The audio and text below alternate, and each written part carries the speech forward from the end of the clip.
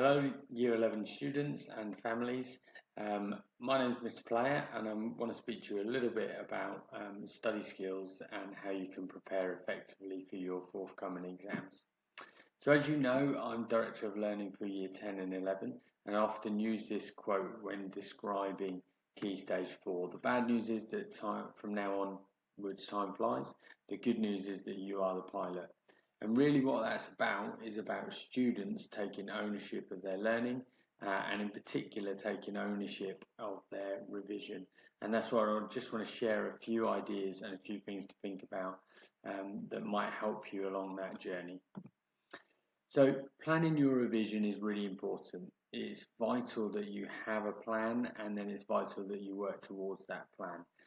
If you fail to prepare, then you are setting yourself up for failure moving forward. It's really important that we start to plan your revision now, and getting into good habits as we go into these first mock exams is going to be really crucial to be building momentum for the rest of the academic year.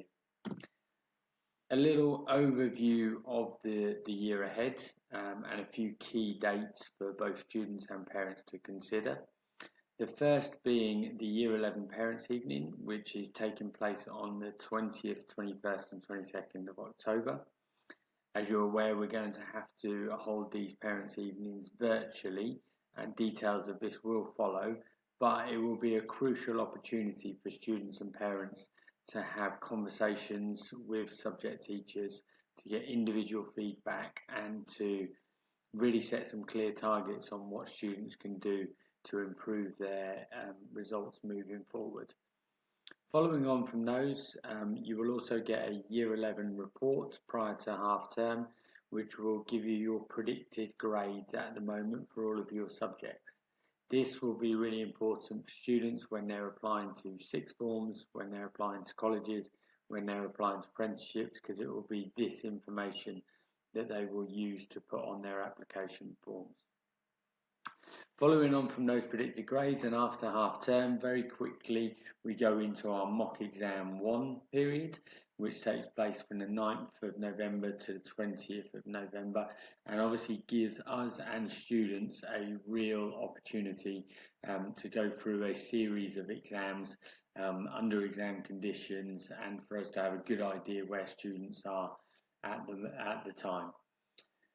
After this, we will report back to parents with another set of Year 11 reports just before Christmas, which will give up-to-date predicted grades on where we think students are. After Christmas, there will be another round of mock exams in February, and again, we will report back to you about those results in March. All of this helps us to build towards the summer exam series, which takes place obviously during May and June, and then leads towards that results day in August.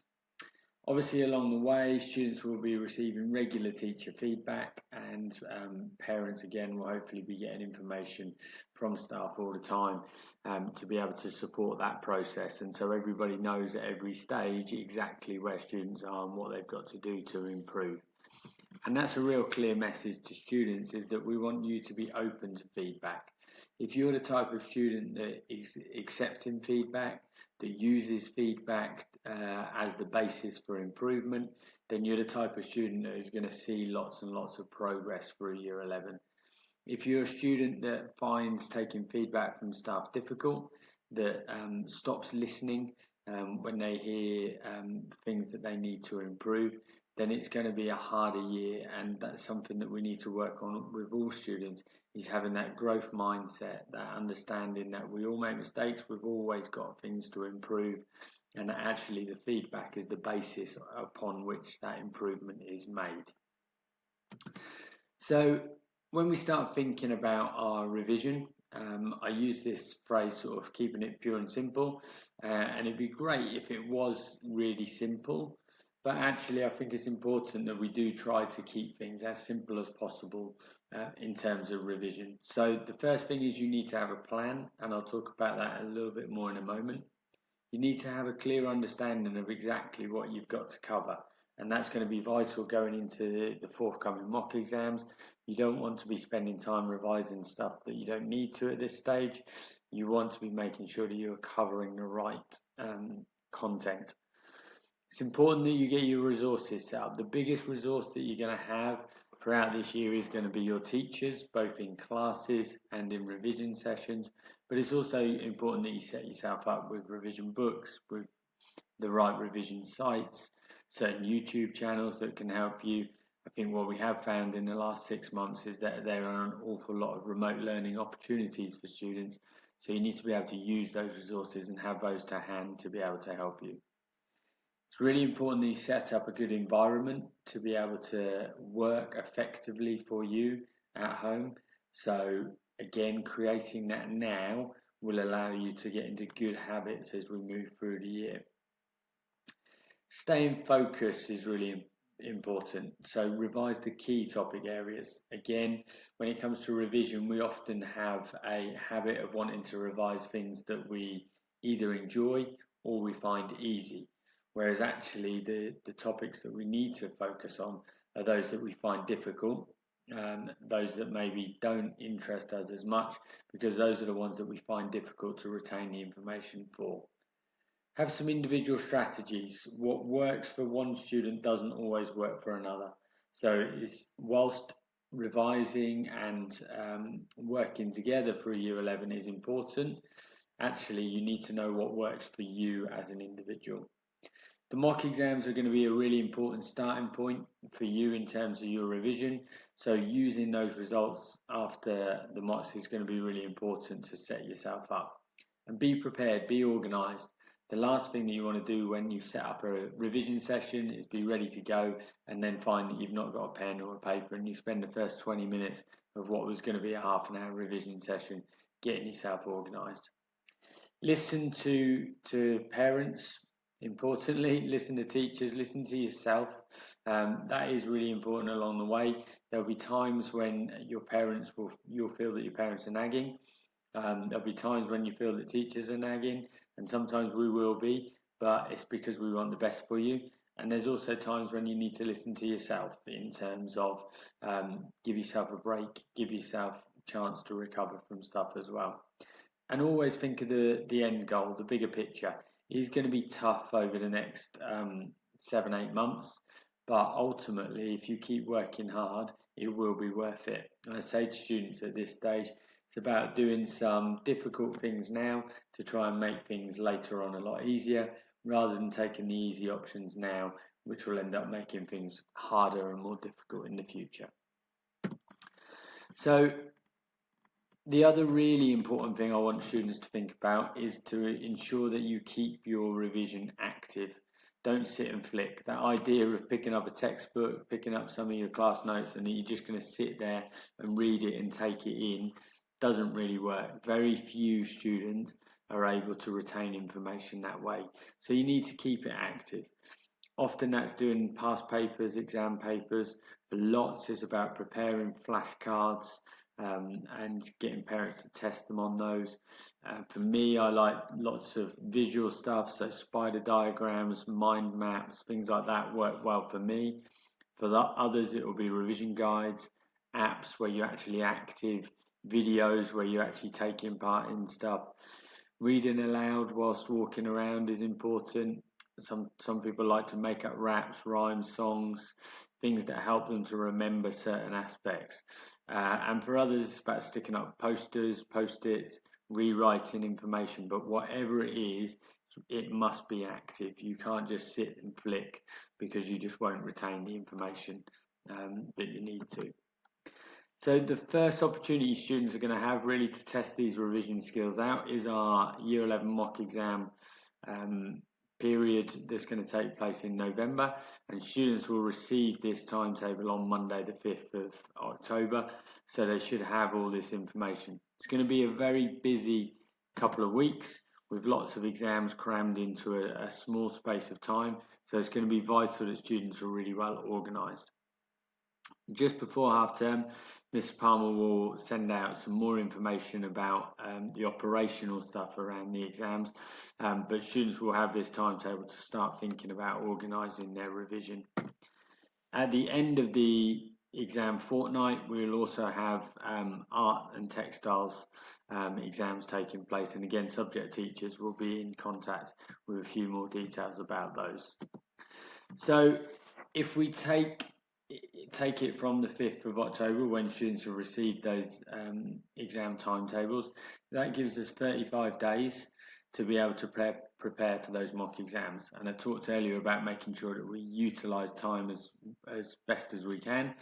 So if we thought about doing 2 hours a day, that would give us 70 hours over our 10 subjects, gives you about 7 hours per subject. Now, if you were to do 7 hours of revision for each subject, actually you'd be in a really good place come the mock exams. So one of the first things I'd advise students to do, and these templates are all on the website for you to be able to download and use, is to get your 10 subjects written out and then start to think about what are the 7 really key topic areas that you need to cover in those subjects. Remembering what we said earlier about don't just pick things that you know and pick that you like. Pick the 7 things that actually you think are really important in your subjects, and also the ones that you perhaps need to spend more time revising. So, you might look at it and go GCSE PE, my subject. You might go, I want to look at cardiorespiratory system, I want to look at musculoskeletal system, I want to look at principles of training, I'm going to look at diet, I'm going to look at socio-cultural influences, I'm going to look at methods of training, and then I want to spend a little bit of time on health and fitness area. 7 topic areas. I've got 7 really clear revision sessions that I need to do for my subject. If you do that for all of your subjects, then you'll have a really good understanding of exactly what you've got to cover. Once you've done that, it's then about just putting it into a timetable, and I've given an example here. So I might just put it into a timetable and say, right, on Monday I'm going to start with maths and PE. So maths I'm going to look at algebra, and in PE I'm going to look at the cardiorespiratory system. And I've just put all of my topics in there, covering my first week, and that would be a really good start to my revision. Do that over the 5 weeks that we've got up to mock exams, and by the time we get to that stage, you will be really well prepared for those mock exams. We've also got half term coming up. Now, half term is a good opportunity for you to put in some revision towards those mock exams. It's important you don't overburden yourself and burn out, but if you're doing a couple of hours every day, then you would make really good progress. Again, be honest about the times that work best for you. For some of you, maybe lots of you, you're not going to be up at 9 o'clock in the morning, so perhaps that 9 to 10 slot is slightly unrealistic. It might be better for you to work later in the day, and that's fine. You also have to be honest about days that you can work and days that you can't, but there's plenty of time in that half term for everybody to be putting at least 12 hours worth of revision together. And it's just about making those habits stick. So big journeys begin with small steps. It's just about making sure that you are constantly getting into some really good routines and good habits. So some top tips for that. Once you've done your schedule, put it somewhere visual. Put it on the side of the fridge. Put a few copies up and around. Tick things off every time you've completed, because we all like lists that we've ticked off or highlighted because it shows progress. Focus on the habit. Try and make it the same sort of times each day, because then it becomes habit and the thing that you do at that particular time. And never miss twice. The likelihood is that we're all going to miss at least one session, but don't miss twice in a row, because then that becomes the routine instead of the revision being the routine. Tell someone, parents, share your plan with someone who really cares, because they can keep motivating you and praising you when you've done stuff. So if you've got the revision timetable up on the side of the fridge, then parents can check whether you've done it, and when you've done it, I'm sure they'll be the first to say, well done, that's brilliant, keep up the good work.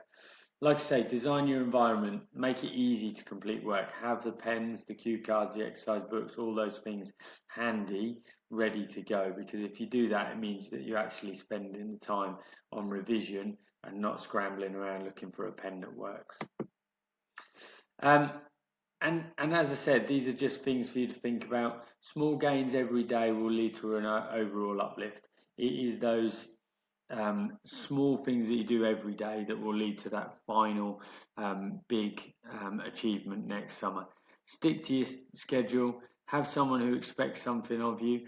That's school. We expect a lot of you. We want you to achieve success, and I'm sure that's your families as well. And design an environment that's going to be productive and an environment that allows you to achieve what you want to with your revision. And it's about caring. Form good habits and care about things, because you might feel like, oh wow, I don't really care about a certain subject area, but actually we all care about the dreams that we've got. We all care about wanting to do well, and so keep thinking about that as the big picture. We've probably seen more in the last few months that yes, GCSEs are a sheet of paper. They don't really define who you are. You're all outstanding young people already. And the world won't stop if the results are not as you wish. However, getting good GCSEs will make that journey in that next stage of your life a little bit easier. And that's all we want, is we want students to leave Framingham L with lots of doors open and lots of opportunities to go off and achieve anything that they want to in the future. Importantly, and I think in the current climate this is particularly important, it is also vital that you look after yourself. So good diet, good sleep habits, drinking plenty of water, keeping active, having me time, so doing the things that are important to you, whether that's sport, whether that's music, whether that's reading, whatever those things are, it's important that you also have some me time. But me time doesn't necessarily mean social media and being on your phones and devices all of the time, because overusing those electronics and social media and devices is not going to be good for your well-being. So try to switch off from those things as much as possible and focus on yourself, because it is going to be a really difficult 7-8 months, and so actually you need to make sure that you look after yourselves along the way too. So finally from me, as I said, just keep calm. You've made a really good start to year 11, and we were very impressed with everything that you did in year 10. Just do little things every single day to get you a bit closer to our final goals of doing well in our GCSEs. We're right behind you, year 11. You are a very impressive bunch, and I hope this video has given you a few things to think about and a few things to help you plan with your revision sessions. A reminder that on Monday the 5th of October 6:30 we have our question and answer session, so if you're on via Zoom, so if you have any further questions then please tune into that and hopefully we can answer those on the evening. Okay, thank you for taking the time to listen to this, and I hope it's been useful. Cheers, bye bye.